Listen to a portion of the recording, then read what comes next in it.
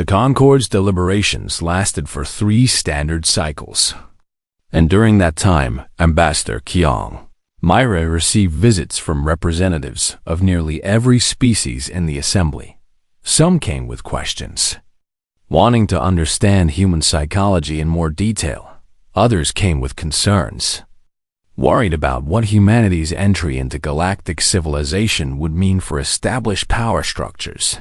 A few came with barely concealed hostility, making it clear that they viewed humans as dangerous, animals that should be quarantined before they could spread.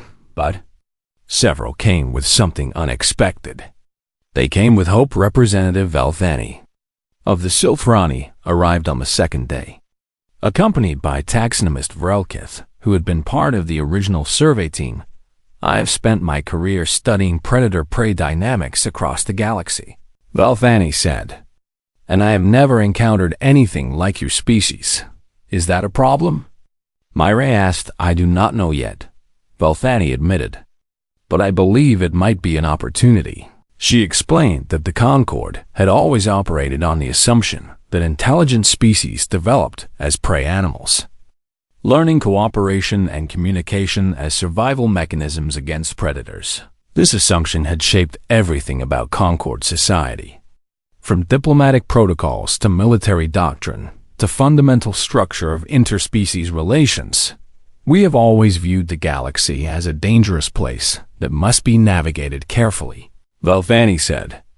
"We have always assumed that avoidance is the safest strategy, that hiding from threats is preferable to confronting them. And now?" Murray prompted. "Now we must consider an alternative," Valvani replied. "Perhaps hiding is not always the best option. Perhaps there is value in having allies who will stand and fight when necessary." The idea spread through the Concorde's discussions.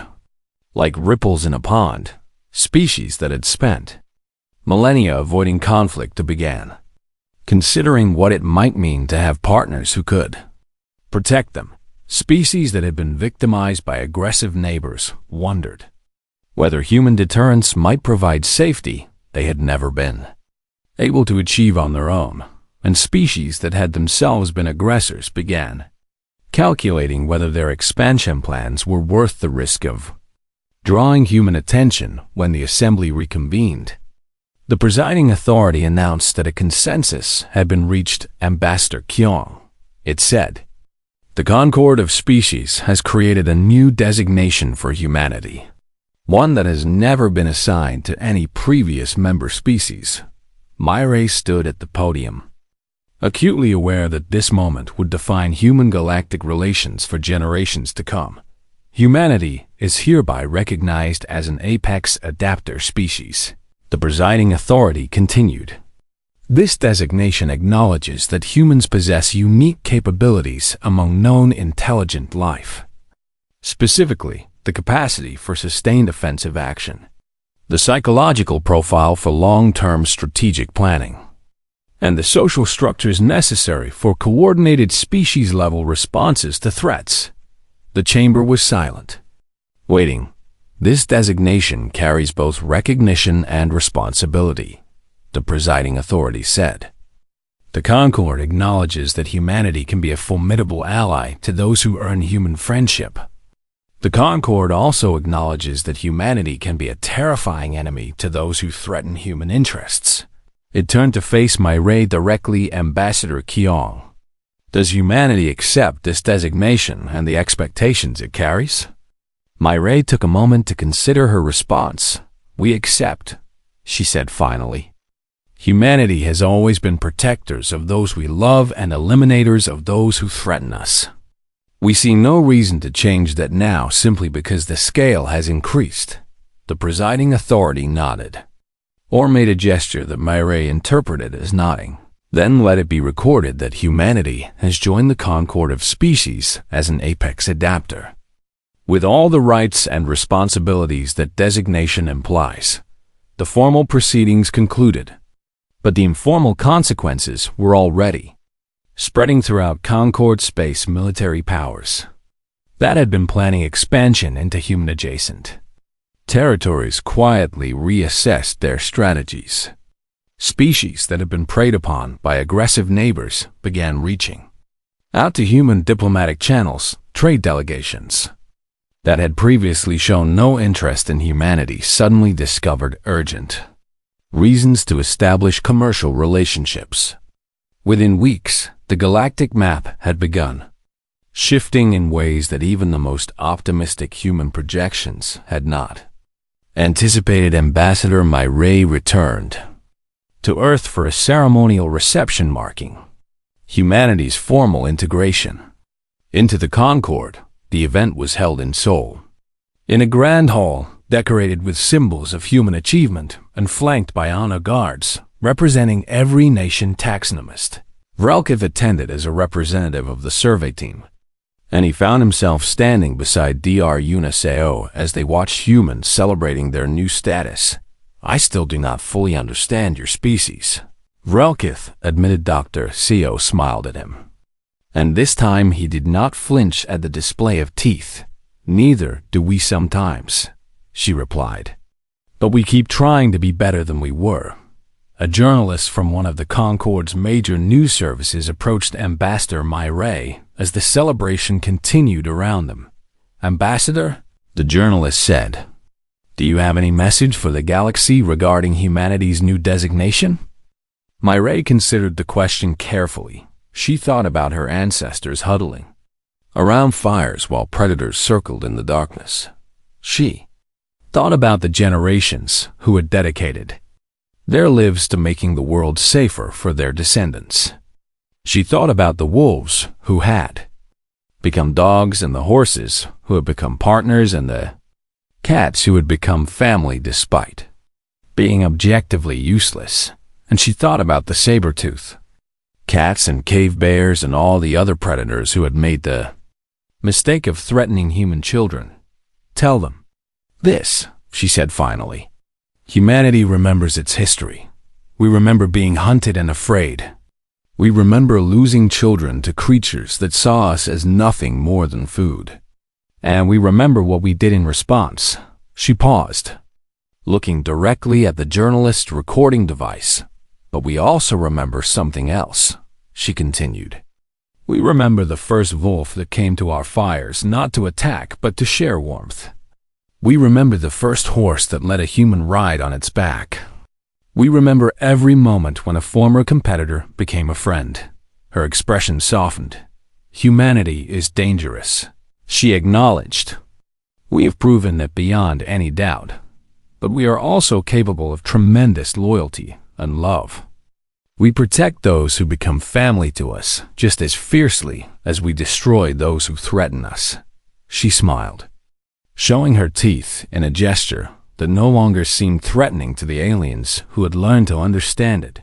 "So my message to the galaxy is simple," she said. "Be our friends. We are much better at keeping those." The journalist thanked her and moved on.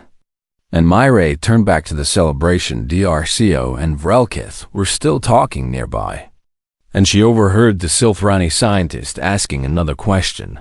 "The predators that hunted you are extinct?" Vrelkith said. "The animals that befriended you sleep in your homes. But what happens to species that fall somewhere in between?"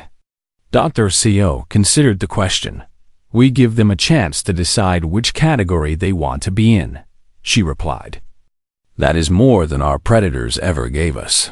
Vrelkith fell silent, contemplating this answer, and Ambassador Myray watched the celebration continue around her, knowing that humanity had just taken its first steps into a much larger world, a world where humans were no longer the apex predators of a single planet but potential protectors of species across an entire galaxy. A world where the same instincts that had driven humanity to eliminate threats could now be channeled toward defending allies. A world where the choice humanity offered to saber-toothed cats 40,000 years ago was now being offered to species spanning 1,000 star systems. "Be our friends, and we will protect you with everything we have threatened us." And join the megafauna in the fossil record. It was not a complicated message, but then again, Humans had never been complicated. They simply did whatever was necessary to protect those they loved, and heaven help anyone who got in their way. The Concord of Species convened an emergency session within days of receiving Thelvani's report, and Ambassador Kyung Mireille found herself standing before representatives of 17 different species, who looked at her with expressions ranging from curiosity to outright fear. The Grand Assembly Chamber was designed to accommodate beings of vastly different sizes and environmental requirements, and Mireille felt very small standing at the central podium while creatures that towered over her or floated in specialized atmospheric pods waited for her to speak. Ambassador Kyung, the presiding authority, began, its translated voice echoing through the chamber. You have been summoned to address concerns raised by the Xenobiological Survey Team regarding human evolutionary history, specifically regarding the systematic extinction of your planetary predators.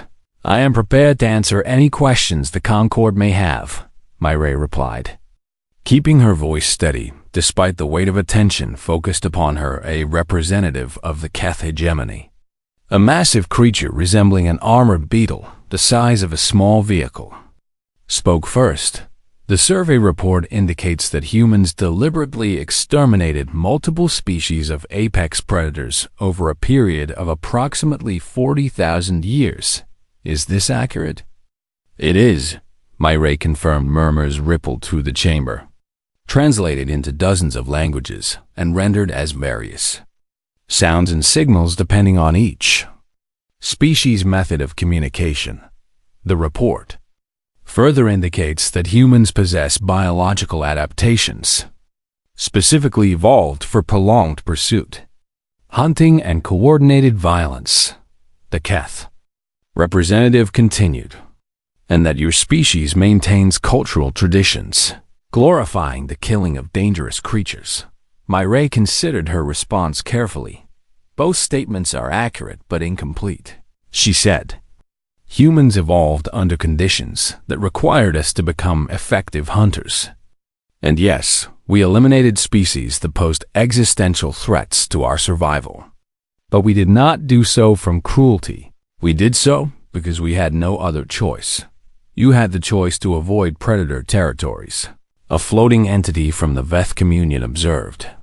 You had the choice to develop defensive strategies rather than offensive ones. You had the choice to find ecological balance, as every other Concord species has done. With respect, Mireille replied, those choices were not available to us. We evolved on open grasslands where there was no escape from predators. Our ancestors could not fly, could not swim to safety, could not burrow underground. They had to face every threat directly. And they learned that the only way to guarantee their children's safety was to eliminate those threats permanently. This explanation troubles us, the presiding authority said, because it suggests that humans view complete elimination as an acceptable response to perceived threats. The Concord was founded on principles of coexistence and mutual respect. How can we trust that humanity will embrace those principles when your history suggests otherwise? Mireille took a deep breath. May I tell you a story? She asked. The chamber fell silent, and after a moment the presiding authority gestured for her to continue. 40,000 years ago, my ancestors lived in small family groups on the African savanna. Mireille began. They had stone tools and fire in each other, and that was all.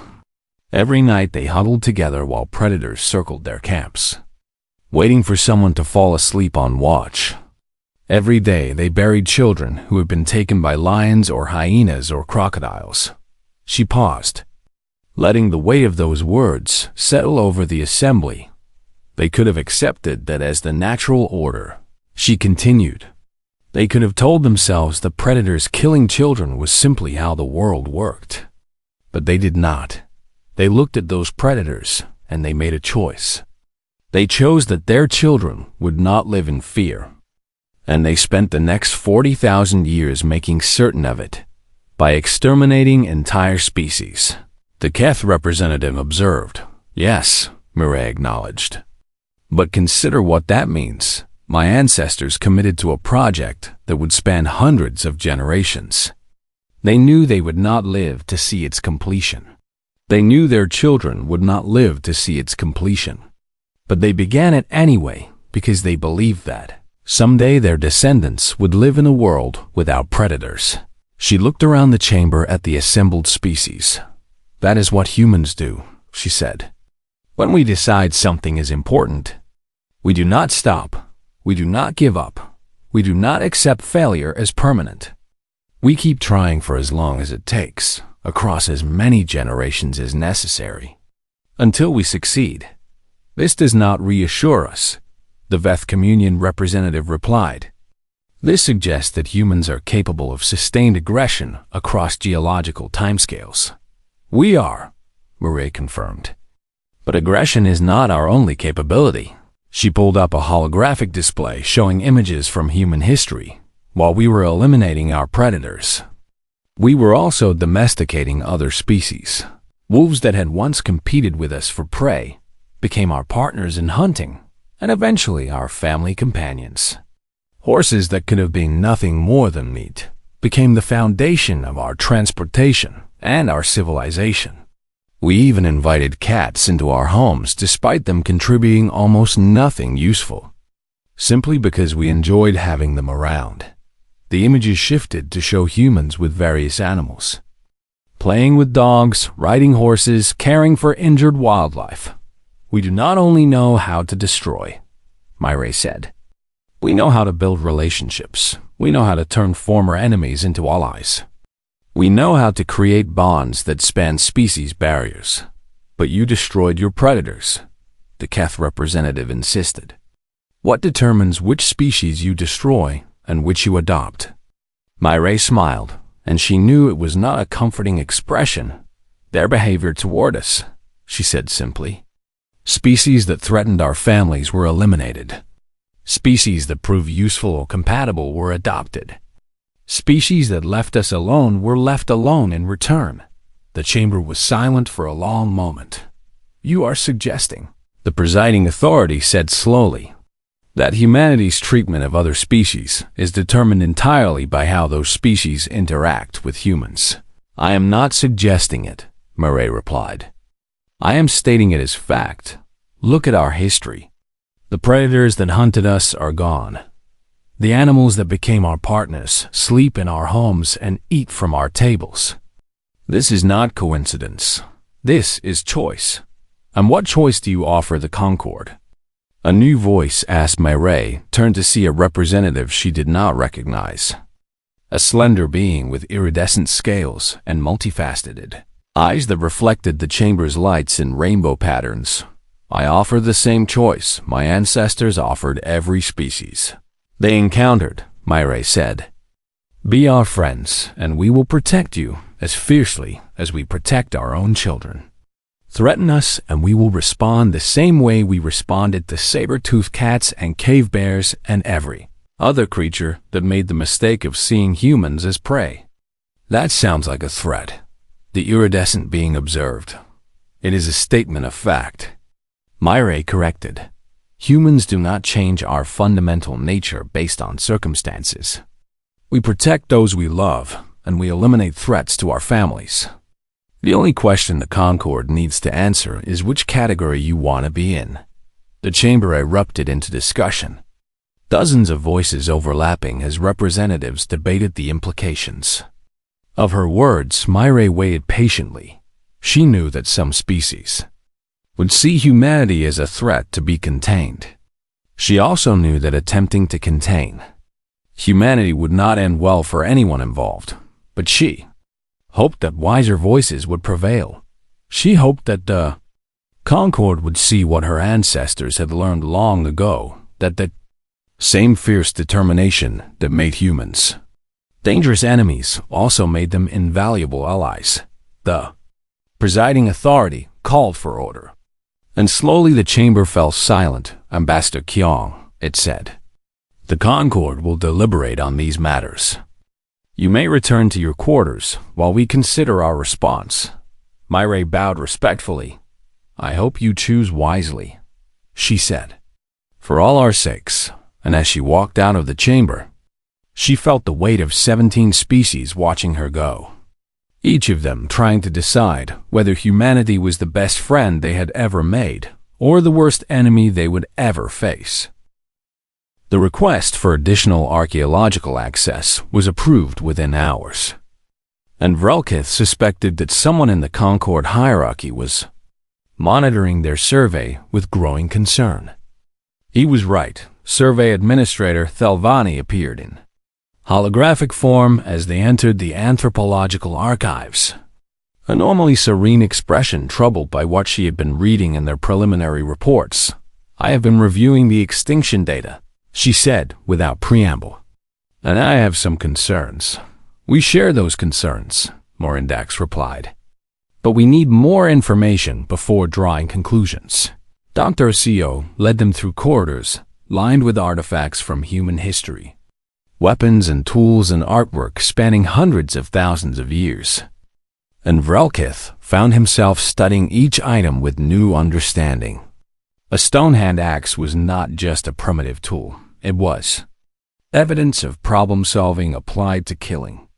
A spear point was not just a hunting implement. It was the result of generations refining the art of ending life efficiently. Even the artwork told stories of violence, with cave paintings depicting hunts and battles and the systematic subjugation of the natural world.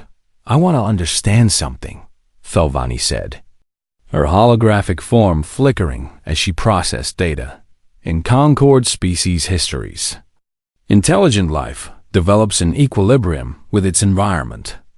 We learn to avoid dangers, to find niches where we can survive without conflict.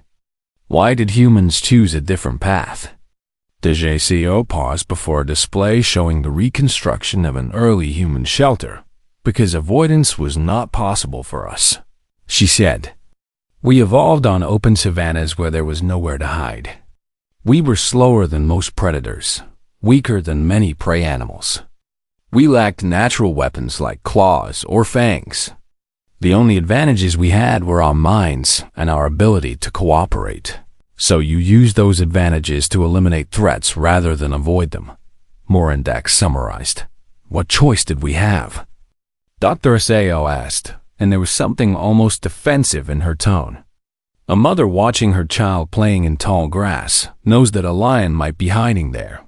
She can tell her child to stay close, to be careful, to always watch for danger. Or she can organize her community to hunt every lion in the region until none remain. Which option would you choose? Vrelkith did not answer because he genuinely did not know. His species had evolved in vast underground cavern systems where they could retreat from surface predators. And the idea of actively seeking out dangerous creatures seemed like madness.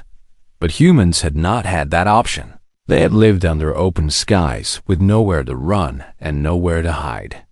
And they had responded by becoming the most dangerous thing in their environment. Show them the persistence hunting records, DRCO said to the archive system.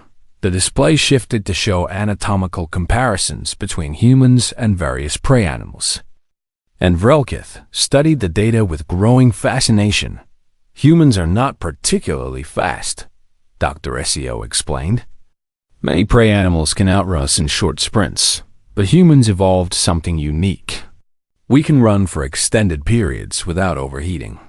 Our bipedal gait is incredibly efficient over long distances, and most importantly, we do not give up. The display animated to show a hunting sequence that made Vrelkith deeply uncomfortable. A human began chasing a large antelope-like creature. The animal easily outran the human in the initial sprint and escaped into the distance, but the human kept following hour after hour. The human maintained a steady pace while the animal was forced to sprint repeatedly. Whenever the human got close, the animal began overheating. Its sprints became shorter and slower after many hours. The animal collapsed from exhaustion and heat stress, and the human walked up and killed it without any resistance. You chase prey until they die from exhaustion, Morindax said. That is your hunting strategy. One of them, Dr. SEO confirmed. We also developed ambush hunting, trap hunting, cooperative hunting, and psychological warfare. We learned to use fire to drive animals off cliffs. We learned to mimic prey calls to lure predators into killing zones. We learned to track animals for days across difficult terrain. Psychological warfare? Relkith repeated. Dr. Sao smiled in a way that did not reach her eyes. Animals learn to fear humans, she said. Even predators that have never encountered humans before become cautious around us after seeing other members of their species killed. We use that fear. We would appear at the edges of predator territories and let them see us. Let them know we were watching. Over generations, the predators learned that humans meant death, and they either fled from human-occupied areas or they died. Sylvani's holographic form flickered with distress. This is not the behavior of prey animals, she said. This is the behavior of apex predators. We became what we needed to become to survive. Dr. SEO replied simply. The survey team spent the next several hours reviewing additional records, and each new piece of information made the picture clearer and more troubling. Humans had not merely survived their predators, they had waged systematic war against them. They had developed tactics and weapons and strategies that no other intelligent species in the Concord had ever conceived. And they had won. I need to report these findings to the Concord Council, Sylvani said finally. This changes our understanding of humanity significantly. What will you tell them? Dr. SEO asked. Sylvani was silent for a long moment, her ethereal form dimming as she considered her words. I will tell them that humans are not prey that developed intelligence to escape predators, she said. Humans are predators that developed intelligence to kill more efficiently. And now they have access to interstellar travel and weapons that can destroy planets. Dr. Seo nodded slowly, and Vrelka saw something like resignation in her expression. You are not wrong, she admitted. But you are not entirely right either. Explain, Sylvani demanded. Yes. We eliminated our predators, Dr. Seo said. Yes, we possess the capacity for tremendous violence, but that is only part of our history. We also domesticated wolves and made them our partners. We tamed horses and used them to build civilizations.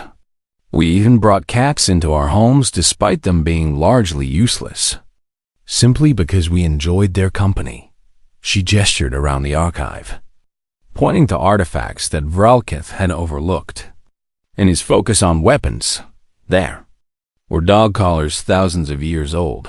There were horse bridles and saddles and decorative harnesses. There were toys designed for cats and birds and countless other animals that humans had chosen to protect rather than destroy. We do not only know how to kill, Dr. SEO said. We also know how to love, and when we decide something is part of our family, we will protect it just as fiercely as we protect our children. Vralkith looked at the artifacts with new understanding. Humans had eliminated every predator that threatened them, but they had also adopted former competitors as family members. Wolves had once been rivals for the same prey, and humans had transformed them into loyal companions who would die to protect human families. It was a strange dichotomy that did not fit neatly into any category. Vralkith understood. The Concord will need to decide how to interpret this information, Thavani said. Whether humans are a threat to be contained or allies to be cultivated. Dr. Seo met her holographic gaze without flinching. Tell them to choose carefully, she said. Tell them to look at what happened to our predators and what happened to our partners. And tell them that we are very good at recognizing which category others put themselves in. The warning was clear, and Vrelkith felt the weight of it settle over the room like a physical presence humanity was offering the galaxy. Choice, become family, and receive the same fierce protection that humans gave their own, or become a threat and receive the same systematic elimination that had erased Earth's megafauna from existence. There was no middle ground. The Paleontological Research Center sat nestled against mountains that humans had named after their color. And Dr. Kang Ji-hoon met the survey team at the entrance with a warm smile that showed his teeth. Relkith had read in his briefing materials that tooth-bearing was a greeting among humans rather than a threat display. But knowing this intellectually and experiencing it directly were very different things. "Welcome to the Korean Paleontological Institute," Dr. Kang said, shaking hands with Dr. Seo and offering respectful bows to the alien scientists. "I understand you want to learn about our extinct megafauna. We want to understand what happened to them." Morindax clarified. Dr. Kang's smile faded slightly and something more serious settled into his expression. "Then you should come inside," he said. "This will take some time to explain properly." The Institute's main gallery was filled with reconstructed skeletons that towered over the visitors. And Vrelkith found himself craning his neck to take in the full scope of creatures that had once walked this world. A skeleton labeled as Smilodon stood near the entrance, its curved fangs gleaming under artificial light. And Vrelkith tried to imagine facing such a creature with nothing but primitive tools. "Saber-toothed cats," Dr. Kang began. "They hunted our ancestors for millions of years. They were ambush predators, hiding in tall grass and striking without warning. A single bite from those fangs could sever major arteries and cause death within minutes. And yet, they went extinct." Morindax observed. "Approximately 10,000 years ago," Dr. Kang confirmed. "Right around the time humans developed more sophisticated hunting techniques and began spreading into their territories." He led them deeper into the gallery, past skeleton after skeleton of creatures that had once been apex predators, cave bears that would have dwarfed any modern bear species, dire wolves with bone-crushing jaws designed for taking down prey many times their size, giant ground sloths that stood as tall as small buildings and possessed claws that could disembowel predators with single swipes. The pattern is consistent across every continent. Dr. Kang explained. Humans arrive, megafauna populations begin declining. Within a few thousand years, the largest and most dangerous species are completely gone. Surely, climate change played a role, Vrelkith suggested. Ice ages and warming periods must have affected these populations. Dr. Kang nodded thoughtfully. "Climate certainly stressed these populations," he agreed. "But the timing is too precise to be coincidental." Megafauna had survived multiple ice ages before humans arrived. They had adapted to changing climates for millions of years. What they could not adapt to was us. He activated a holographic display that showed a map of Earth with migration patterns traced across continents. "Watch carefully," he said. The display animated, showing human populations spreading out from Africa across tens of thousands of years. And everywhere the human icons traveled, the megafauna icons began winking out of existence. Australia lost its giant wombats and marsupial lions within a few thousand years of human arrival. The Americas lost mammoths, mastodons, giant sloths, and saber-toothed cats shortly after humans crossed the land bridge from Asia. Europe lost its cave bears, woolly rhinoceroses, and giant deer as human populations expanded. Some scientists argued for decades that this was coincidence, Dr. Kang said. They did not want to believe that humans were responsible for such widespread extinction. But the evidence became undeniable. He pulled up images of ancient cave paintings, and Vrelkith studied them with growing unease. The paintings showed humans hunting creatures far larger than themselves, working in coordinated groups, using fire and weapons and terrain to their advantage. One painting depicted humans driving a mammoth off a cliff. Another showed hunters surrounding a giant ground sloth and attacking from all sides simultaneously. A third illustrated what appeared to be a celebration after killing a cave bear, with humans wearing the creature's fur and teeth as trophies. "These are not defensive actions," Morindak said quietly. "These are organized hunting campaigns." "Yes," Dr. Kang confirmed. "Our ancestors did not simply defend themselves against predators. They actively sought them out and killed them. They passed knowledge of hunting techniques from generation to generation. They developed tools specifically designed to kill large, dangerous animals." He gestured toward a display case containing primitive weapons, stone-tipped spears that could penetrate thick hide, atlatls that increase throwing range and velocity, fire-hardened stakes used to create pit traps. We did not survive by hiding from predators. We survived by becoming better predators than they were. Relkith examined the weapons and tried to imagine the determination required to face a saber-toothed cat or a short-faced bear with nothing but sharpened stones and wooden sticks. It seemed suicidal. And yet humans had not only survived those encounters, but had systematically eliminated every species that posed a significant threat. "There is something else you should understand," Dr. Kang continued. "Something that might help explain human psychology." He led them to a smaller room filled with archaeological artifacts, including what appeared to be ancient burial sites preserved behind protective barriers. When predators killed humans, our ancestors did not simply move on and forget, he said. They remembered. They told stories around fires about children taken by wolves and elders killed by bears. They passed those stories to their children and their children's children. And over generations that memory became purpose. He pointed to a reconstruction of an early human settlement. "We found evidence at sites like this of coordinated hunts that spanned not just days but generations. A cave lion killed a child from a settlement, and that settlement's descendants spent the next 100 years systematically hunting every cave lion in the region until none remained. Revenge across generations," Morindak said, horror creeping into her voice. "We prefer to call it protection," Dr. Kang replied calmly. "Our ancestors were not cruel, they were practical. Every predator that lived was a predator that might someday kill a human child. The only way to guarantee safety was to eliminate the threat entirely."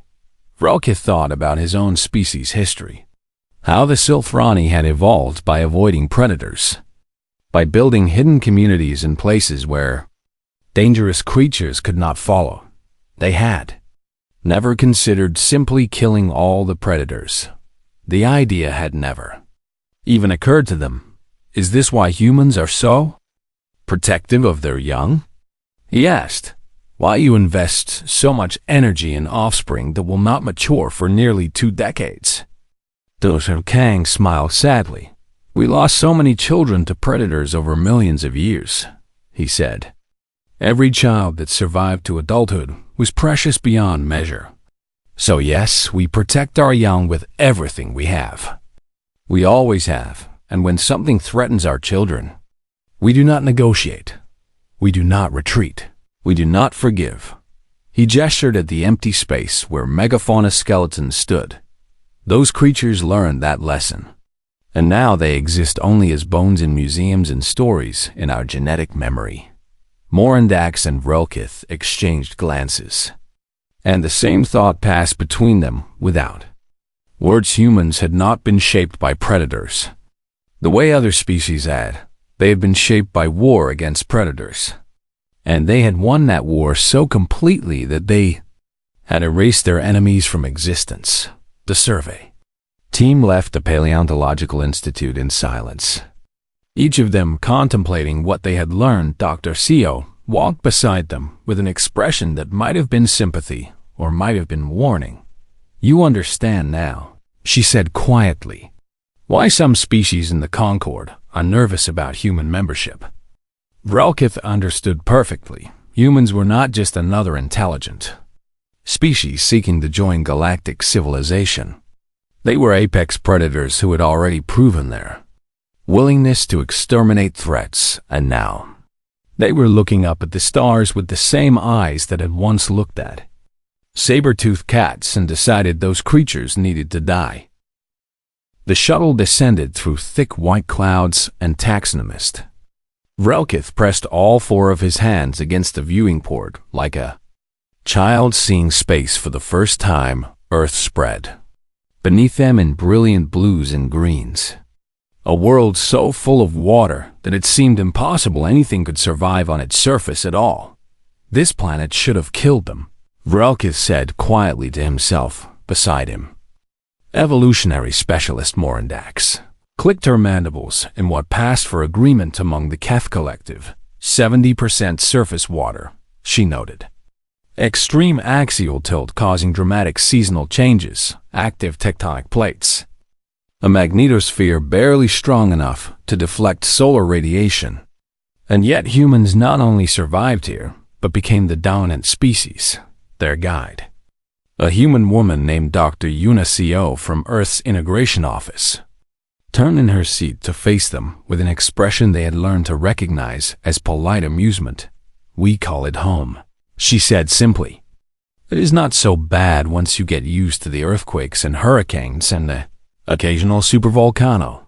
Relkith was not certain if she was joking, and that uncertainty bothered him more than he wanted to admit. The Galactic Xenobiological Survey had been studying newly contacted species for over 12,000 standard cycles, and in all that time they had never encountered anything quite like humans. Every other spacefaring species followed predictable patterns. They evolved on stable worlds with gentle climates and reached intelligence through cooperation and careful resource management. Humans had apparently reached intelligence through sheer stubbornness and an absolute refusal to die. The shuttle touched down at a research facility outside a city the humans called Sol, and Relkith felt the heavy pull of Earth's gravity immediately. His species had evolved on a world with barely 2/3 this gravitational force, and every step felt like walking through thick mud. Morindax adapted more easily, her 6 legs distributing her weight efficiently. But even she moved with obvious caution. Dr. Co. walked ahead of them without any apparent effort, her movements smooth and confident, despite carrying equipment that would have required mechanical assistance on most Concord worlds. The survey parameters have been approved by both the Concord Scientific Council and Earth's Integration Committee, she explained as she led them through clean white corridors. You will have full access to our biological databases, fossil records, and any living specimens you wish to study. We appreciate the cooperation, Morindax replied. Our primary objective is simple enough.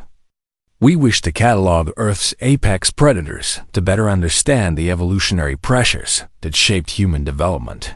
Dr. Co. paused for just a moment, something flickering across her face that Relkith could not quite interpret. Of course, she said. I should mention that our current apex predator populations are somewhat reduced from historical levels. Reduced how significantly? Relkith asked. Significantly, Dr. Co. replied. And she continued walking without further explanation. The research facility was impressive by any standard, filled with advanced genetic sequencing equipment and vast digital archives of biological data. A third member of their survey team was waiting for them. Having arrived on an earlier transport, Survey Administrator Thelvani appeared on a holographic display, her ethereal form shimmering with the pale blue light characteristic of the Veth species. I have been reviewing preliminary data, Thelvani announced, and I must confess to some confusion. What sort of confusion? Morindax asked. The Predator Pressure Index, Thelvani said. It does not balance. Relkith understood immediately what she meant. Every intelligent species in the Concord had evolved under pressure from apex predators, and that pressure left measurable marks on their biology and psychology. Species that evolved alongside Pack hunters developed strong social bonds and group defense mechanisms. Species that faced ambush predators developed heightened awareness and rapid threat response. Species that dealt with pursuit predators developed endurance and tactical thinking. Humans displayed all of these traits and more. Their social bonding was intense to the point of irrationality, with humans willing to die for complete strangers who shared arbitrary group identities. Their threat awareness was paranoid, with humans seeing danger in shadows and sounds that pose no actual risk. Their endurance was legendary, with humans capable of chasing prey for days without rest, and their tactical thinking was terrifying, with humans capable of planning violence across generations. The biological evidence suggested that early humans had faced every type of predator simultaneously and had somehow survived them all. But when Vrelkith reviewed Earth's current predator populations, he found nothing that could explain such extreme adaptations. "Show me your apex predators," he requested. The RCO activated a display, and images began cycling through sharks that ruled the oceans but rarely attacked humans. Big cats that could kill a human easily but actively avoided human settlements. Wolves that hunted in packs but had learned to fear human presence. Bears that possessed tremendous strength but preferred to flee rather than fight. Crocodilians that had remained unchanged for millions of years but still posed only minimal threat to human populations. "These are your apex predators?" Vrelkith asked incredulously. "These are our current apex predators," Dr. Seo confirmed. "Current," Morindax repeated. "You use that word deliberately." Dr. Seo nodded slowly. "Perhaps you should look at our fossil records." She entered commands into the system, and new images appeared on the display. And Vrelkith felt his four hearts begin beating faster as he saw what had once walked upon Earth: saber-toothed cats with fangs longer than human forearms, cave bears that stood twice the height of modern humans, dire wolves with jaws powerful enough to crush bones, short-faced bears that could run as fast as horses and stood tall enough to look directly into second-story windows, giant hyenas with bite forces that exceeded anything in Earth's current ecosystem. Terror, birds that stood 3 meters tall and could disembowel prey with single kicks. "These," Dr. Seo said quietly, "these were our apex predators." "Were?" Vrelkith echoed. "What happened to them?" Dr. Seo was silent for a long moment, and when she spoke again, her voice carried a weight that Vrelkith did not fully understand. "We happened to them." Morindax ran calculations rapidly, cross-referencing extinction dates with human migration patterns, and what she found made her step backward involuntarily. "They all disappeared," she said. "Every major predator that posed a threat to humans. They all went extinct within the same geological time frame."